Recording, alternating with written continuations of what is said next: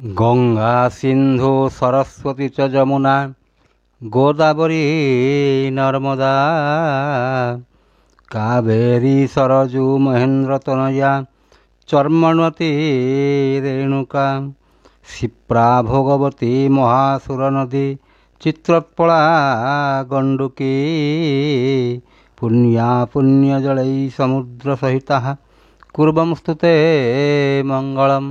जय जगन्नाथ। मु ज्योतिर्विद चंद्रशेखर नायक मोर चैनल ज्योतिषर जातक को आपण मानंको मोर अंतरर गभीरतम प्रदेशरू स्वागत जनाऊँगी। बंधुगण, आमे जो वर्गोत्तम ग्रह विषय रे आलोचना करुथिले सेतिरे आमे रविंक ठारू शनिंक पर्यंत आमे पढ़ी सारिछे। से वर्गोत्तम ग्रह किभली भाव रे फल दियंती आपण माने ताकू देखि सारलेनी। सेही क्रम रे आमे आज जीवा राहुंको, जे कि छाया ग्रह राहु जदि वर्गोत्तम हुअंती ताले से किभली भाव रे फलटिए दियंती आमे आज आलोचना करिबा। पार्ट नंबर 219 आउ शीर्षकर ना होची जातकरे वर्गोत्तम ग्रह राहु। देखिबा बंधुगण, आपण माने जानिछंती जे केउ ग्रह वर्गोत्तमी हुअंती बोली। देखंतु बंधुगण, वर्गोत्तम ग्रह दी प्रकार। एक रे हला भाव वर्गोत्तमी, दुई रे हला राशि वर्गोत्तमी। ठीक अछि। तार भाव वर्गोत्तमी रो अर्थ होची बंधुगण जे आपणकर लग्नटी आपण देखंतु, आपणकर लग्न हिसाब रे जेउ लग्न हेछि, मनकर आपणकर लग्न हेछि तुला लग्न। ठीक अछि। ताले आपण कोन करिवे देखिए 1 2 3 4 5 6 7 8 9 10 11 12 ता माने ये हला प्रथम भाव, द्वितीय भाव, तृतीय भाव, चतुर्थ भाव, पंचम भाव, एमती हे द्वादश भाव। सेमती आपणकर D9 कुंडली रे मनकर लग्न हेछि मकर लग्न।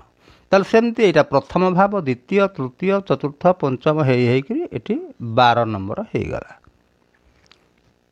ताले यही घर मानकर एठी मनकर चतुर्थ रे, सेठी चतुर्थ रे, एठी मनकर है देखंतु बंधुगण, एठी मनकर आमे लिखिदेबा बृहस्पति, है एठी लिखिदेबा बृहस्पति। देखंतु बंधुगण, ये चतुर्थ भाव सॉरी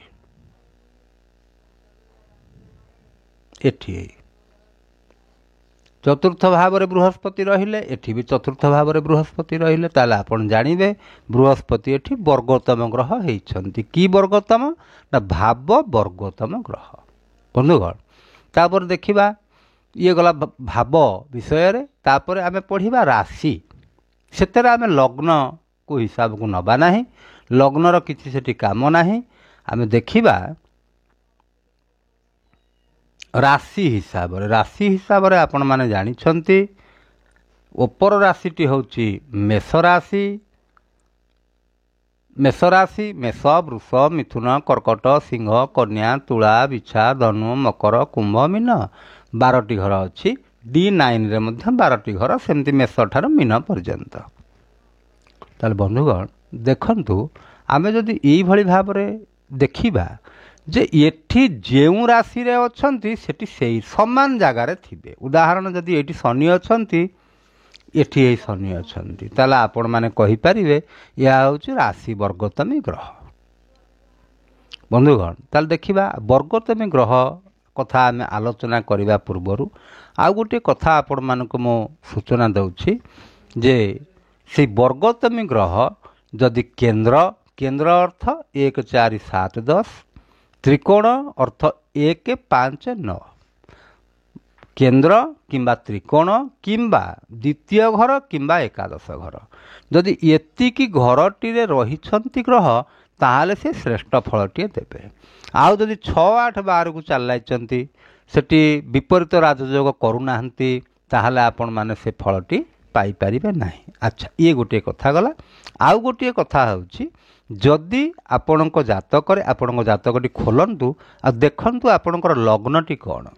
लग्न हिसाब रे आग विचार करंतु आपणकर जो ग्रह कथा आपण विचार को नौछंती से ग्रह कारक ग्रह कि अकारक ग्रह।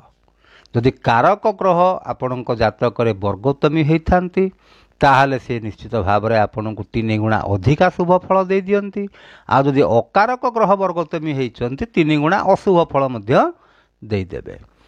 आउरी गोटे कथा बंधुगण देखंतु राशि वर्गोत्तम ग्रह को आम 2 भाग में विभक्त करिछे। कौन ना तत्व वर्गोत्तमी आ स्वभाव वर्गोत्तमी। तत्व हिसाब से आपण माने जानिछंती आमर जदिओ 5टी तत्व अच्छी किंतु राशि है 12टी राशि को आम 4टी तत्व रे भाग करिछे। अग्नि पृथ्वी वायु जल एटी आकाश तत्व नाही बंधुगण। ताले अग्नि तत्व राशि किए किए 1 नंबर माने मेष राशि सिंह राशि आउ धनु राशि। पृथ्वी किए हेले वृष राशि कन्या राशि आउ मकर राशि। वायु हेले मिथुन राशि तुला राशि आउ कुंभ राशि। आ जल हेले कर्कट राशि बिछा राशि मीन राशि। ये हेले 4टी तत्व आम हिसाब कले। सेमती स्वभाव हिसाब से जदि देखिबा तार स्वभाव हिसाब से आम चर स्थिर द्वि स्वभाव आम 3 भाग रे ताक विभक्त करिछे। 12टी राशि की जदि आम 3 भाग रे विभक्त करिबा ताले गोटिए भाग रे 4टी ग्रह रहिले। उदाहरण चर होउछंती मेष कर्कट तुला आउ मकर। स्थिर होउछंती वृष सिंह आउ बिछा आ कुंभ। आ द्वि स्वभाव होउछंती मिथुन कन्या धनु मीन। ताले बंधुगण ताले देखिबा आज राहु विषय रे पढ़िबा जे राहु को कहा जाए कलिजुगर दाता। कलिजुगर राहु बेसी फल दियंती तेणु तांको कहा जाए कलिजुगर दाता। जो मानकर राहु मजबूत स्थिति रे थांती मन रखंतु बंधुगण जो मानकर राहु मजबूत स्थिति रे थांती से व्यक्ति बहुत उच्च स्तर को जाई पारंती बहुत टंका पैसार अधिकारी हेई पारंती। से ठीक उपाय रे हो बा भूल उपाय रे हो से प्रबल पैसा रोजगार भी करंती। ताले राहु को कथा जदि आम आलोचना करिबा ताल देखिबा राहु जदि भाव वर्गोत्तमी होइछंती निश्चित भाव में भल फल आपण मानकु देबे। आ जदि राशि वर्गोत्तमी होइछंती से समान कथा भाव होंतु राशि होंतु। जदि से अग्नि तत्व राशि रे अछंती अग्नि तत्व राशि किए किए बंधुगण ना 1 5 आउ 9 अर्थात मेष सिंह धनु। एठी सेमती मेष सिंह धनु। एठी 3टा घर भितर जोठी भी थांतु एठी 3टा घर भितर जोठी भी थांतु ताले आमे तांको कहिबा जे राहु होउछंती अग्नि वर्गोत्तमी ग्रह। ताल देखिबा राहु जदि अग्नि वर्गोत्तमी होइथांती ताहले से फल कौनटे दियंती ना से व्यक्ति बहुत हुशियार होइथांती सबुथरे सावधान होइथांती। से व्यक्ति चालाक भी होइथांती चतुर होइथांती धूर्त भी होइथांती। आ कूटनीति राजनीति भेदनीति ये सबुथरे सी पारंगमता लाभ करिथांती। से जेन तेन प्रकार कार्यटी हासिल करि पारिबार क्षमता तांको पाखरे थाए। आ जदि पृथ्वी तत्व से रहीगले 2 6 10 2 6 10 जदि यही राशि मानकर रही जाइछंती ताहले बंधुगण देखंतु ताहले से व्यक्ति कौन ना सांसारिक सुख भौतिक सुख पाई तांकर बहुत लालसा थाए। सेमान चाहती आमे केमती राताराति बड़ लोक होइजिबु बेसी टंका पैसार अधिकारी होइजिबु गाड़ी मोटर आमर बेसी रहिबो आमको लोक खातिर करिवे यही भलिया हिसाब रे सेमाने तांकर चिंताधारा थाए। आ मुख्यतः सेमानंकु 45 वर्ष होइगला परे सेमाने से जिनिसर अधिकारी मध्य हेई पारिथांती। मान सम्मान पद प्रतिष्ठा सबकिछि 45 वर्ष पर सेमाने हासिल करिथांती। आ जदि वायु तत्व राशि रे रहिचंती ताले कोन करिवे ना सिए होउचंती बुद्धिमान गुणवान प्रतिभाशाली रणनीति कूटनीति राजनीति से सबुथरे प्रवीण होइथांती। आ तांकर गोटे खासियत होउची तांकर जो षष्ठेन्द्रिय से बहुत तेज थाए। ता अर्थ ଏବେ 2022 ମସିହାରେ କ'ଣ ଚାଲିଛି, 2040 ମସିହାରେ କ'ଣ ହେବ ସେ କଥା କହିଦେଇ ପାରିବେ। ସେତେବେଳକୁ ପୃଥିବୀର ଅବସ୍ଥା କେମିତି ହେଇଥିବ ସେ ସେଟା କହିଦେଇ ପାରିବେ। ତାଙ୍କର ସେତିକି ଷଷ୍ଠେନ୍ଦ୍ରିୟଟି ସେତିକି ମଜବୁତ ଥାଏ। ଆଉ ଯଦି ଜଳତତ୍ତ୍ୱ ରାଶିରେ ରହିଗଲେ ତାହେଲେ ଜଳତତ୍ତ୍ୱ ରାଶି କିଏ କିଏ? କର୍କଟ, ବିଛା ଆଉ ମୀନ, ଇଏ ହେଲେ ଜଳତତ୍ତ୍ୱ ରାଶି। ତାହେଲେ ଜଳତତ୍ତ୍ୱ ରାଶିରେ ଯଦି ରହିଗଲେ ତାହେଲେ ସେ ବ୍ୟକ୍ତି କ'ଣ ହେଇଥାନ୍ତି? ଟିକେ ଇମୋସନାଲ୍ ହେଇଥାନ୍ତି। ଆଉ ଯେକୌଣସି କାର୍ଯ୍ୟ ସେ କରନ୍ତି ପୁରା ମନ ଧ୍ୟାନ ଦେଇ ସେ କାର୍ଯ୍ୟ କରନ୍ତି। ଆଉ ଦେଶ ବିଦେଶ ଯାତ୍ରା କରିବା ପାଇଁ ତାଙ୍କୁ ବହୁତ ଭଲ ଲାଗେ। ରାହୁ ଯଦି ଦ୍ୱାଦଶରେ ଥାନ୍ତି ସେ ତ ଆପଣଙ୍କୁ ବିଦେଶ ଯାତ୍ରା କରାଇବେ। ଆଉ ବିଦେଶରେ ଧନ ସମ୍ପତ୍ତି ଆପଣ ଅର୍ଜନ କରିପାରିବେ, ପଦ ପ୍ରତିଷ୍ଠା ପାଇପାରିବେ, ଏ ଯଦି ଜଳତତ୍ତ୍ୱ ରାଶିରେ ଅଛନ୍ତି। ତାପରେ ବନ୍ଧୁଗଣ ଦେଖନ୍ତୁ, ଆମେ ଯଦି ସ୍ୱଭାବକୁ ଯିବା, ତାଙ୍କର ସ୍ୱଭାବ କ'ଣ ନା, ସ୍ୱଭାବରେ ଆମେ ଜାଣିଛେ ଆମେ ତିନି ଭାଗରେ ତାକୁ ବିଭକ୍ତ କରିଛେ। ଗୋଟିଏ ହେଉଛି ଚର, ଗୋଟେ ସ୍ଥିର, ଆଉ ଗୋଟେ ଦ୍ୱିସ୍ୱଭାବ। ଯଦି ଚର ରାଶିରେ ରହିଯାଇଛନ୍ତି 1, 4, 7, 10 ଅର୍ଥାତ୍ ମେଷ, କର୍କଟ, ତୁଳା ଆଉ ମକର, ଯଦି ଚର ରାଶିରେ ସେ ରହିଥାନ୍ତି ତାହେଲେ ସିଏ ବ୍ୟକ୍ତି ବିଭିନ୍ନ ପ୍ରକାର ଯେତେ ବିଜନେସ୍ ଅଛି ବା ଚାକିରି କଲେ ମଧ୍ୟ ସେମାନେ ବହୁତ ଉପରି ପଇସା ମଧ୍ୟ ପାଇପାରନ୍ତି, ଯେଉଁଟା 2 ନମ୍ବରୀ ପଇସା ବି ହେଇଥାଏ। ଆଉ ସେଥିପାଇଁ ତାଙ୍କୁ ସାବଧାନ ବି ହେବାକୁ ପଡ଼ିବ, କାରଣ 2 ନମ୍ବରୀ ପଇସା ଯଦି ସେମାନେ ଅର୍ଜନ କରୁଛନ୍ତି ତାହେଲେ ତାଙ୍କୁ ଆଇନ କାନୁନର ଦ୍ୱାରସ୍ଥ ମଧ୍ୟ ସେମାନେ ହେଇପାରିବେ। ତେଣୁ ସେଥିପ୍ରତି ଟିକେ ସତର୍କ ହେଇଥିବା ଆବଶ୍ୟକ। ଆଉ ଯଦି ସ୍ଥିର ରାଶିରେ ରହିଛନ୍ତି ତାହେଲେ ସେ ଗୋଟିଏ ଜାଗାରେ ବସିକରି ସେ ବିଭିନ୍ନ ପ୍ରକାର ଲୋକଙ୍କୁ ତାଙ୍କର ପରାମର୍ଶ ମାଧ୍ୟମରେ ସେ ପଇସା ମଧ୍ୟ ରୋଜଗାର କରିପାରିବେ, କିନ୍ତୁ ସେଇଟା ବେଶୀ 2 ନମ୍ବରୀ ପଇସା ହେଇନଥାଏ।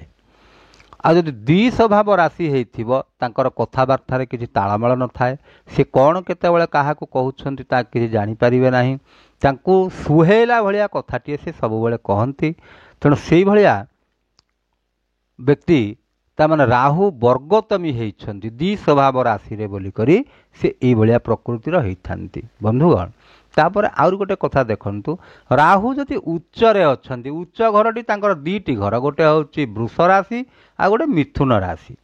ଏଇ 2ଟି ଘର ଯଦି ସେ ଉଚ୍ଚରେ ରହିକରି ବର୍ଗୋତ୍ତମୀ ହେଇଛନ୍ତି, ଅର୍ଥାତ୍ ଏଠି ମିଥୁନରେ ସେଠି ମିଥୁନରେ ଯଦି ବର୍ଗୋତ୍ତମୀ ହେଇଛନ୍ତି ତାହେଲେ ଆପଣ ଜାଣିବେ ସେ ବହୁତ ଭଲ ଫଳ ଦେବେ। ମୁଖ୍ୟତଃ ରାଜନେତା ମାନେ, ଯେଉଁମାନେ ବଡ଼ ବଡ଼ ବିଜନେସମ୍ୟାନ୍ ମାନେ, ଆଉ ଯଦି ଚାକିରି କରିଛନ୍ତି ସରକାରୀ ଚାକିରି, ସେମାନେ ବହୁତ ଉଚ୍ଚପଦସ୍ଥ ଅଫିସର ହେଇପାରିଥାନ୍ତି। ଆଉ ବହୁତ ତାଙ୍କର ଖାତିରି ମଧ୍ୟ ଥାଏ। ଆଉ ବନ୍ଧୁଗଣ ରାହୁ ଯଦି ମିତ୍ର ରାଶିରେ ରହିଲେ ତାହେଲେ ମିତ୍ର ରାଶିରେ ଯଦି ରହିଛନ୍ତି, ରାହୁଙ୍କର ମିତ୍ର ହେଲେ ଶନି, ଶୁକ୍ର ଆଉ ବୁଧ, এইମାନଙ୍କର ସାଙ୍ଗରେ ମିତ୍ରତା। ତେଣୁ এইମାନଙ୍କର ଘରେ ଯଦି ଅଛନ୍ତି ତାହେଲେ ସେ ଆପଣଙ୍କୁ 50% ଶୁଭ ଫଳଟିଏ ଦେବେ। ଆଉ ଯଦି ଶତ୍ରୁ ରାଶିରେ ରହିଯାଇଛନ୍ତି ରବିଙ୍କର ଘରେ, ଚନ୍ଦ୍ରଙ୍କର ଘରେ, ମଙ୍ଗଳଙ୍କର ଘରେ, ତାହେଲେ ସେ 50% ଆପଣଙ୍କୁ ଅଶୁଭ ଫଳ ଦେବେ। ଆଉ ରାହୁ ଯଦି ନୀଚ ରାଶି ମାନେ ତାର ଏଇ 2ଟା ଘର, ଅର୍ଥାତ୍ ବିଛା ରାଶି ଆଉ ଧନୁ ରାଶି, এই 2ଟି ରାଶିରେ ଯଦି ରାହୁ ରହିଯାଇଛନ୍ତି ତାହେଲେ ଯଦି ବର୍ଗୋତ୍ତମୀ ହେଇଛନ୍ତି, ଏଠି ବି ଅଛନ୍ତି ଧନୁ ରାଶିରେ, ସେଠି ବି ଅଛନ୍ତି ଧନୁ ରାଶିରେ, ତାହେଲେ ଆପଣ ଜାଣିବେ ସେ କ'ଣ କରିବେ, ଆପଣଙ୍କୁ 100% ଅଶୁଭ ଫଳ ପ୍ରଦାନ କରିବେ। ତା ଅର୍ଥ, ଆଉ ଯଦି ରାହୁ ଯୋଗକାରକ ହେଇକରି କମଜୋରି ଅଛନ୍ତି ତାହେଲେ ରାହୁଙ୍କ ପାଇଁ ଆପଣ ଗୋମେଦ ଧାରଣ କରିପାରିବେ। କିନ୍ତୁ ମୁଁ ସବୁବେଳେ କହିଛି, ଯଦି ଆପଣ ଯେତେବେଳେ ରତ୍ନଟି ଧାରଣ କରିବା କଥା ଭାବୁଛନ୍ତି, ଉପଯୁକ୍ତ ଜ୍ୟୋତିର୍ବିଦଙ୍କର ପରାମର୍ଶ ନେଇକରି ଆପଣ ରତ୍ନଟି ଧାରଣ କରନ୍ତୁ। ନହେଲେ ଯଦି ପ୍ରତିକାର ଆପଣ କରିବା ପାଇଁ ଚାହୁଁଛନ୍ତି, ରାହୁଙ୍କର ବୀଜ ମନ୍ତ୍ର ଆପଣ ଜପ କରିପାରିବେ। ଆଉ ଶନିବାର ଦିନ ଆପଣ ରୁଦ୍ରାଭିଷେକ କରିପାରିବେ, ହନୁମାନ ଚାଳିଶା ମଧ୍ୟ ପାଠ କରିପାରିବେ। ଆଉ ମୁଖ୍ୟତଃ ରାହୁଙ୍କର ମନ୍ତ୍ର ଓଂ ରାଂ ରାହବେ ନମ, ସେ ମନ୍ତ୍ରଟି ଆପଣ ଜପ କରିପାରିବେ। ନହେଲେ ତାଙ୍କ ଗାୟତ୍ରୀ ମନ୍ତ୍ର ମଧ୍ୟ ଜପ କରିପାରିବେ। ମୁଁ ଭାବୁଛି ଆପଣମାନେ ନିଶ୍ଚିତ ଭାବରେ ବୁଝି ସାରିବେଣି। ଯଦି ଆପଣମାନଙ୍କୁ ଭଲ ଲାଗିଥାଏ ତାହେଲେ ଲାଇକ୍ କରିବେ, ସେୟାର କରିବେ ଆଉ ସବସ୍କ୍ରାଇବ୍ କରିବେ। ହଉ, ଏତିକିରେ ରହୁଛି ବନ୍ଧୁଗଣ। ଜୟ ଜଗନ୍ନାଥ।